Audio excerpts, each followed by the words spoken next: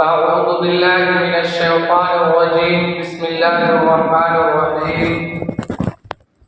إن الذين آمنوا وعملوا الصالحات وأقاموا الصلاة وآتوا الزكاة لهم أجرهم عند ربهم ولا خوف عليهم ولا هم يحزنون. صدق الله العظيم. وقال النبي صلى الله عليه وسلم: حسنوا أموالكم بالزكاة وداروا مرضاكم بالصدقة واستقبلوا موج البلاء بالدعاء والتضرع، أو كما قال عليه الصلاة والسلام. میرے محترم بزرگوں، دوستوں، عزیز ساتھیوں، آج رمضان کی 11ویں تاریخ ہے۔ آج رمضان کا 11واں روزہ ہے۔ یہ مہینہ اور ببرکت اور مقدس مہینہ رفتہ رفتہ گزر رہا ہے اور اپنے جو ہے منازل کو طے کر رہا ہے۔ 10 دن 11 دن ہم نے اس مقدس مہینے میں جو کوتاہی کے ساتھ، لایانی کے ساتھ، لہو لعب میں گزار دی ہے، خیر کما حقہ تو ادا نہیں کر پائے ہیں، لیکن اور جو مزید ایام ہیں، آنے والے جو اور ابھی وقت باقی ہیں، اس میں کوشش یہی ہو کہ جو رمضان کا حق ہے اس کا کما حقہ ادا کرنے کی کوشش کریں۔ اسلام کے تمام تعلیمات و احکامات و ہدایات کا خلاصہ یہ ہے کہ اللہ کی عبادت کرنا اور اللہ کے بندوں کی مدد کرنا، اعانت کرنا، نصرت کرنا، سارے اسلامی افعال اور اعمال اور احوال میں یہ دونوں باتیں قدر مشترک پائی جاتی ہیں۔ اگر غور کیا جائے تو یہی دونوں باتیں انسان کے عمدہ ترین اور بہترین اوصاف میں سے۔ ان اوصاف سے محروم رہنے والا شخص صحیح معنوں میں انسان نہیں ہے، بلکہ وہ حیوان سے بدتر ہے، اس لیے کہ ایک انسان اشرف المخلوقات ہو کر اپنے خالق اور حقیقی مالک کو نہ جانے، اس کی بات کو نہ مانے، جس کا رزق کھائے اسی کی نہ گائے، اسی طرح ایک انسان جو عز سے محفوظ ہے، اس کے باوجود اپنی طرح کے انسانوں کے لیے اس کے اندر انسیت نہ ہو، محبت نہ ہو، اور ان کی حاجت، ضرورت اور غربت میں اعانت، مدد اور نصرت کا جذبہ اور حوصلہ نہ ہو،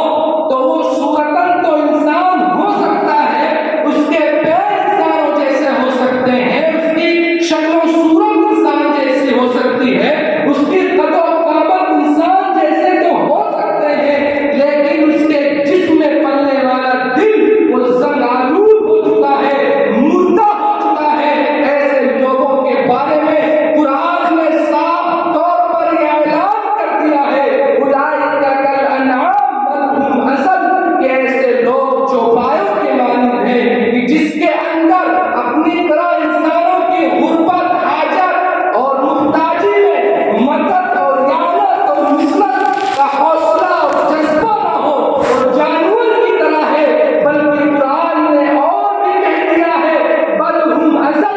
جانور ٹھیک ہے، یہ بلکہ جانور سے بھی گئے گزرے ہوئے لوگ ہیں۔ اسی لیے رب کریم نے انسانیت کو انسانیت کا جامہ پہنانے اور انسانی اور ایمانی کردار ادا کرنے کے لیے بہت سارے احکام و فرائض کا پابند بنایا ہے۔ ان میں سے ایک حکم زکوٰۃ ہے۔ زکوٰۃ کی حقیقت کیا ہے؟ زکوٰۃ کی حقیقت یہ ہے کہ تمہاری کمائی، جائز کمائی اور دولت میں سے اللہ کی رضا اور اللہ کی خوشنودی حاصل کرنے کی غرض سے ایک خاص حصہ یعنی 40واں حصہ اللہ تعالیٰ کے ضرورت مند بندوں پر خرچ کیا جائے۔ قرآن کریم نے تو ایسے لوگوں کو متقی کے نام سے یاد کیا ہے، ایسے لوگوں کا نام سعادت مندوں میں درج کر دیا جاتا ہے۔ قرآن کیا کہتا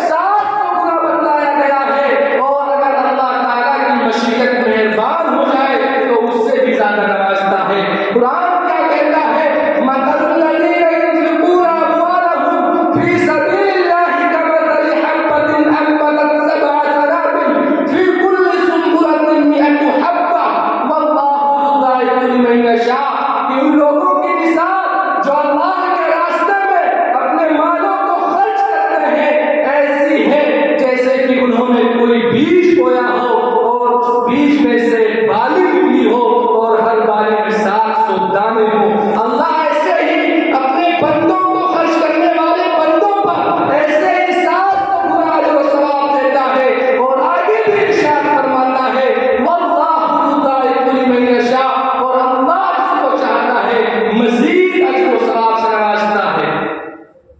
یہ قرآن کی آیت ہے، یہ قرآن ہمیں جھنجھوڑ رہی ہے، قرآن ہمیں بتلا رہی ہے کہ اگر تم 1 روپیہ خرچ کرو گے تو اللہ اس کا 700 گنا تمہارے نیکیوں میں درج کر دے گا۔ چنانچہ سن 9 یا 10 ہجری میں جب نبی کریم صلی اللہ علیہ وسلم نے حضرت معاذ بن جبل رضی اللہ تعالیٰ عنہ کو یمن کا والی اور قاضی بنا کر بھیجا تھا، تو نبی کریم صلی اللہ علیہ وسلم نے حضرت معاذ بن جبل کو اسلام کی دعوت و تبلیغ کا ایک حکیمانہ اصول تعلیم فرماتے ہوئے کہا کہ دیکھو اے معاذ، تم جب لوگوں کے پاس جانا تو لوگوں کے پاس اسلام کے سارے احکامات اور سارے مطالبات ایک ہی ساتھ مت رکھ دینا، ایک ہی ساتھ مت پیش کرنا۔ اس صورت میں ان لوگوں کو اسلام بہت کٹھن اور ناقابل برداشت بوجھ محسوس ہوگا، بلکہ جب تم ان کے پاس جانا تو اسلام کی بنیاد یعنی اللہ کی وحدانیت اور رسالت کی گواہی رکھی جائے، جب وہ اس کی اقرار کرنے لگے تو تم ان کے سامنے فریض نماز رکھنا، جو ایک جانب جسمانی اور زبانی عبادت الہی کا حسین اور بہترین گلدستہ ہے۔ جب وہ اس نماز کو ادا کرنے لگے، نماز کو قائم کرنے لگے، تو تم ان کے سامنے فریض زکات رکھنا، جو ایک مالی عبادت ہے، قوم کے مالداروں سے وصول کر کے ایک مقرر حساب قاعدے اور انصاف کے ساتھ انہی کی قوم پر، غربا پر، مساکین پر، محتاجوں پر لوٹا کیا جائے گا۔ نبی کریم صلی اللہ علیہ وسلم اتنی بہترین تعلیم فرما رہے ہیں، اور نبی کریم صلی اللہ علیہ وسلم ساتھ میں یہ بتلا رہے ہیں کہ میرے فرمانے کا مقصد یہی ہے کہ اسلام کی دعوت کے اصول اور حکیمانہ طریقے کی تعلیم دینا مقصود ہے۔ اس لیے نبی کریم صلی اللہ علیہ وسلم نے اسلام کی بنیادی ارکان کا ذکر کیا، صرف 3 ارکان کا ذکر کیا، بقیہ ارکان کا ذکر نہیں کیا۔ جو لوگ نماز کا خاص اہتمام کریں گے، زکات کا خاص اہتمام کریں گے، انشاءاللہ ان کی برکات سے بقیہ دین پر چلنا آسان ہو جائے گا۔ اسی لیے اللہ رب العزت، اسی لیے شاید فرمایا گیا ہے، کیا فرماتے ہیں، ان تمام اسلامکم ان تؤدوا زکات اموالکم، کہ تمہارا اسلام اس وقت مکمل ہوگا، تمہارا اسلام اس وقت مکمل ہو جاتا ہے جب تم اپنے مال سے زکات کو ادا کر لیتے ہو۔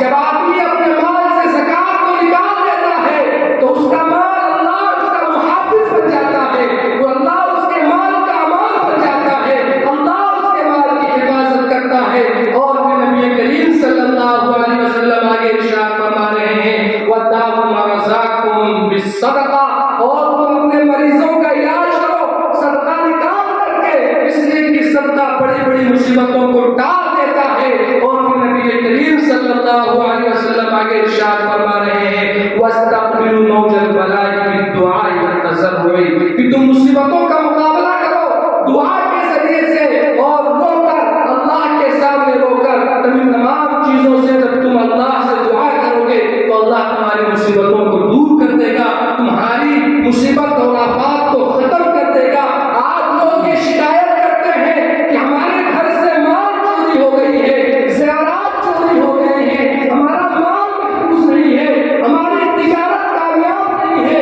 اور ہماری تجارت کاروبار نہیں کر رہی ہے، ہمارے بزنس میں یہ 100 روپے آپ کا، یہ 500 روپے مسجد کا، یہ آپ کے جزاک اللہ۔ ہم آپ کو آج شکایتیں ہو رہی ہیں کہ ہمارے مال محفوظ نہیں ہے، ہمارے گھروں میں چوری ہو رہی ہے، لیکن آپ نے اس کا تجربہ کیا ہے، آپ نے اس کا مشاہدہ کیا ہے کہ ہم نے اپنے مال کی زکات کی ادائیگی کی ہے کہ نہیں کی ہے، ہم نے اپنے مال میں زکات کو نکالا ہے کہ نہیں نکالا ہے۔ یاد رکھو اگر ہم نے اپنے مال سے زکات کو نہیں نکالا تو زکات میری مال محفوظ نہیں ہو سکتا، میرے مال کی حفاظت اللہ ذمہ دار نہیں ہو سکتا ہے۔ اس لیے نبی کریم صلی اللہ علیہ وسلم نے ارشاد فرمایا حسنوا اموالکم بالزکاۃ، کہ تم اپنے مال کی حفاظت کرو زکات کو نکال کر۔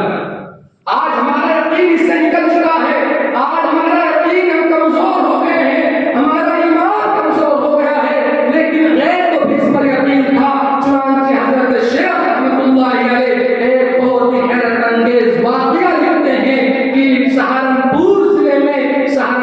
ضلع کے علاقے میں ایک بھٹ علاقہ ہے، وہاں پر اندوزوں کی کوٹھیاں ہوا کرتی تھی اور مسلمانوں کے ذریعے سے ان کا کاروبار ہوا کرتا تھا، اور وہ انگریز کہیں کلکتہ اور دہلی میں رہا کرتا تھا۔ لیکن ایک مرتبہ واقعہ یہ ہوا کہ ایک جنگل میں آگ لگی اور ساری کوٹھیاں جل گئی، تو ایک کوٹھی کا ملازم انگریز مالک کے پاس آتا ہے اور یہ عرض کرتا ہے کہ حضور ہماری ساری کوٹھیاں جل گئی ہیں، ساری کوٹھیاں راکھ ہو گئی ہیں، برباد ہو گئی ہیں۔ تو وہ انگریز کچھ لکھنے میں مشہور تھا، وہ لکھ رہا تھا، وہ کسی طرف توجہ نہیں کیا، لیکن جب اس ملازم نے دوبارہ کہا کہ حضور ہماری کوٹھیاں جل گئی، ہمارے سارے سامان جل گئے، ہمارے سارا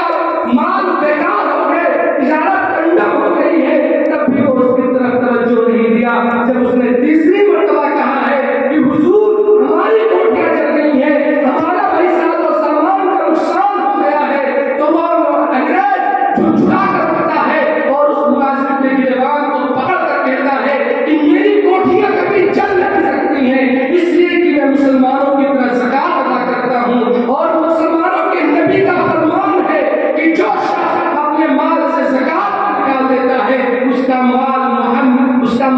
محفوظ ہو جاتا ہے، اس کے مال کی حفاظت اللہ نگہبان ہو جاتا ہے، میرا مال کبھی نقصان نہیں ہو سکتا۔ لیکن جب تحقیق کیا گیا تو واقعی اس کی کوٹھی ویسے کی ویسے تھی اور ساری کوٹھیاں جل کر راکھ ہو گئی تھی۔ یہ غیر کو یقین ہے اس بات پر کہ زکات نکالیں گے ہمارا مال محفوظ رہے گا، لیکن ہمارا ایمان یقین اتنا کمزور ہو چکا ہے کہ ہمیں اس بات پر یقین نہیں ہے، جبکہ نبی نے ہمیں فرما دیا ہے حسنوا اموالکم بالزکاۃ، اپنے زکات کی حفاظت کرو، اپنے مال کی حفاظت کرو زکات کو نکال کر۔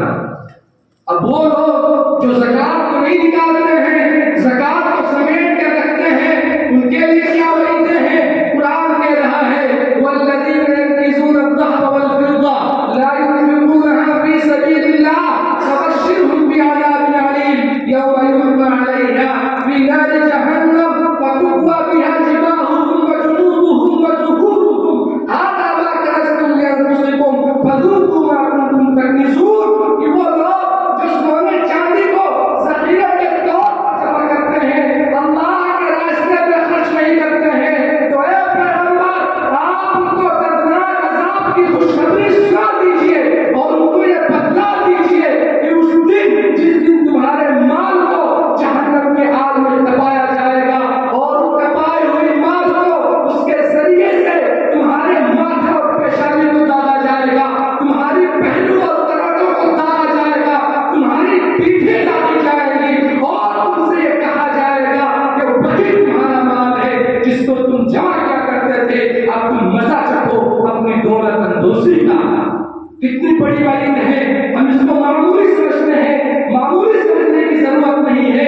کو گھبرانے بلکہ ہمیں نکالنے کی ضرورت ہے کہ جو مال ہمارے اندر ہے اس کے حساب قاعدے اور حساب کے ساتھ زکات کو ادا کر لیں. اور یاد رکھو جو مال زکات سے مل جاتا ہے وہ مال تباہ و برباد ہو جاتا ہے. حضرت عائشہ صدیقہ رضی اللہ تعالی عنہا ارشاد فرماتی ہے ما خالت الزکات مالا قط الا اهلكته کہ جو مال زکات سے مل جاتی ہے وہ مال ہلاک و برباد ہو جاتا ہے. اس مال کا محافظ اللہ اور نگہبان اللہ نہیں رہتا ہے. اگر ہم نے اپنے مال سے زکات تو نہیں نکالا ہے تو یہ عزم کر لے, یہ تہیہ کر لے کہ یہاں سے جانے کے بعد انشاءاللہ ہم ایک ایک روپے کا حساب کے ساتھ اور مقرر کر کے ہم زکات کو نکالیں گے. اور پھر آگے حضرت بریرہ رضی اللہ تعالیٰ عنہ ارشاد فرماتے ہیں کہ جو قوم زکات لینا چھوڑ دیتی ہے, زکات دینا بند کر دیتی ہے تو اللہ تعالیٰ اس قوم کو قحط و سالی میں مبتلا کر دیتے ہیں. تم زکات دینا بند کر دو گے اللہ آسمان سے بارش برسانا بند کر دے گا. اگر زمین پر جانور چرند اور پرند نہ ہو تو اللہ تعالیٰ پانی کا قطرہ نہ برسائے. آج دیکھ لیجیے آج شکایتیں ہو رہی ہیں, اس کا جائزہ بھی لیا جا رہا ہے کہ فلاں علاقے میں بارش ہو رہی ہے, ہمارے علاقے میں بارش نہیں ہو رہی ہے. فلاں یہاں کی کھیتی اچھی ہے, ہمارے یہاں کی کھیتی اچھی نہیں ہو رہی ہے. اس سے کون سی چیز ہو رہی ہے؟ ہم نے اس کا تجربہ نہیں کیا ہے, ہم نے اس کی غور و فکر نہیں کی ہے. اگر ہم غور و فکر کر لیں تو یاد رکھو تمام حالات برابر ہو جائیں گے اور تمام حالات ایسا ہو جائیں گے. پھر آگے کیا وعیدیں آ رہی ہیں؟ حضرت ابو ہریرہ رضی اللہ تعالیٰ عنہ ارشاد فرماتے ہیں کہ نبی کریم صلی اللہ علیہ وسلم نے ارشاد فرمایا کہ اللہ تعالیٰ جس شخص کو مال دیتا ہے پھر وہ شخص اس مال میں سے زکات کو ادا نہیں کرتا ہے تو پھر اللہ تعالیٰ اس مال کو ایک زہریلے سانپ کی شکل دے دیتے ہیں. وہ اتنا زہریلا ہوتا ہے, اتنا زہریلا ہوتا ہے کہ اس کے زہریلے پن کی وجہ سے اس کے سر کے بال جھڑے ہوئے ہوں گے اور اس کے دونوں آنکھوں کے اوپر سیاہ کو نقطے ہوں گے اور پھر اس مال کو گلے کا توپ بنا دیا جائے گا اور اس مال کو تمہارے گردنوں میں لٹکا دیا جائے گا اور پھر وہ مال سانپ کی شکل میں تمہارے چمڑے کو اور تمہارے باچھے کو پکڑ کر کہے گا انا مال انا کنزو, میں تمہارا مال ہوں, میں تمہارا خزانہ ہوں. اب تم چکھو اپنے مال کو جو تم جمع کیا کرتے تھے, اللہ کے راستے میں خرچ نہیں کیا کرتے تھے, زکات کو ادا نہیں کیا کرتے تھے. تو یہی تمام صورتیں ہیں. اگر وعید سے بچنا چاہتے ہیں, اللہ کے عذاب سے بچنا چاہتے ہیں تو میرے بزرگوں اور دوستوں ہمیں انصاف کے ساتھ زکات نکالنی ہوگی. حساب اور مقرر اور انصاف کے ساتھ زکات کو ادا کرنا ہوگا. ہم صحابہ کرام کے نقش قدم پر چلنے والے ہیں اور جس طرح سے صحابہ کرام نے زندگی گزاری ہے ہم اسی طریقے پر زندگی گزاریں گے. کس طرح انہوں نے زندگی گزاری ہے, کس طرح انہوں نے اپنے مال کو اللہ کے راستے میں خرچ کیا ہے. تو سنیے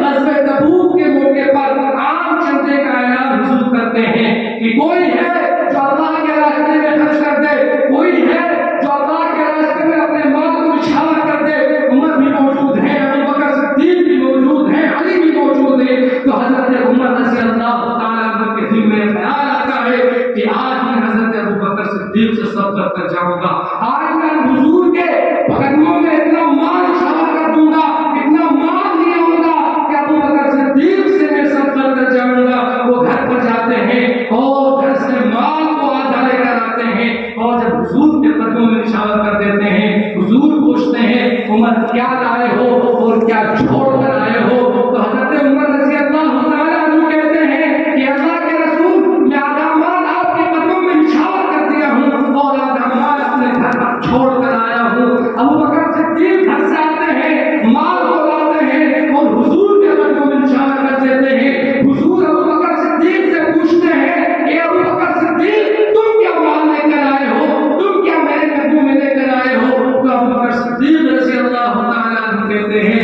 کہ اللہ کے رسول میں سارا کا سارا مال آپ کے قدموں میں نچھاور کر دیا ہوں. تو حضور پوچھتے ہیں اپنے گھر پر کیا چھوڑ کر آئے ہو. تو ابو بکر صدیق رضی اللہ تعالیٰ عنہ کہتے ہیں میں اپنے گھر پر اللہ اور اس کے رسول کو چھوڑ کر آیا ہوں. یہ خرچ کرنے کا جذبہ تھا, یہ ایمانی جذبہ تھا, ایمانی حمیت تھی۔ روایتوں میں آتا ہے کہ ابوبکر صدیق رضی اللہ تعالیٰ عنہ دیوار پر اس طرح سے ہاتھ پھیر رہے تھے کہ کوئی باقی نہ رہ جائے جو اللہ کے فرمان کے مطابق یہ مال بھی اللہ کے راستے میں خرچ ہونے سے رہ جائے۔ وہ جذبہ دیکھیے، وہ حمیت دیکھیے، وہ غیرت دیکھیے۔ ہم ہی تو اس نبی کے نقش قدم پر چلنے والے ہیں، ہم ہی تو اس صحابہ کے نقش قدم پر چلنے والے ہیں۔ اس لیے آج یہ عزم کر لو، آج یہ تہیہ کر لو کہ اگر ہم نے اپنے مال سے زکات کو ادا نہیں کیا ہے تو آج ہی سے ہم حساب سے انصاف کے ساتھ انشاءاللہ ایک ایک روپے کی ہم زکات نکالیں گے۔ جو محتاج ہے ان کو بھی دیں گے، جو مسکین ہے ان کو بھی دیں گے، جو غریب ہے ان کو بھی دیں گے، مدارس والوں کو بھی دیں گے۔ آپ کے مدرسے میں حفظ کا قیام الحمدللہ ہو گیا ہے، کئی طلبہ اس میں زیر تعلیم ہے اور الحمدللہ رفتہ رفتہ یہ اپنے ترقی کے منازل کو طے کر رہا ہے۔ اگر آپ کو کوئی اس سے بھی ضرورت مند مل رہا ہو آپ ان کی تعاون کر دیجیے، اگر آپ اس سے زیادہ ضرورت مند نہیں مل رہا ہے تو آپ مدرسہ کے رقم مدرسے کو دیجیے، اس لیے کہ اس میں غریب اور محتاج بچے پڑھتے ہیں، قال اللہ اور قال رسول کہتے ہیں، قرآن کو اپنے سینے سے لگاتے ہیں۔ علماء نے لکھا ہے کہ مدارس میں دینے سے دگنا اجر اللہ تعالیٰ عطا فرماتا ہے۔ ایک اجر کو صدقہ کرنے کا اور ایک اجر جو وہ اللہ کے کلام کو پڑھتے ہیں، ایک اجر وہ اللہ کے کلام کو اپنے سینے سے لگاتے ہیں، ایک وہ جو اپنے کلام کو اپنے کوتلاتی ہوئی زبان سے اللہ کا نام لیتے ہیں اور دگنا اجر مل جاتا ہے۔ اس لیے اس مدرسے میں بھی لوگ موجود ہیں، اگر آپ رسیدیں کٹوانا چاہتے ہیں تو کٹوا دیجیے، اس لیے کہ زکوٰۃ بہت اہم ہے، اس کا مسئلہ بہت اہم ہے، وعیدیں بھی بہت ہیں، اگر فضیلت ہے تو وعید بھی ہے۔ اللہ تعالیٰ سے دعا ہے کہ اللہ تعالیٰ ہم سب کو سننے سے زیادہ عمل کرنے کی توفیق عطا فرمائے اور نبی کریم صلی اللہ علیہ وسلم کی ایک ایک سنت پر اور حضور کی ایک ایک فرمان پر عمل کرنے کی توفیق عطا فرمائے۔ وآخر دعوانا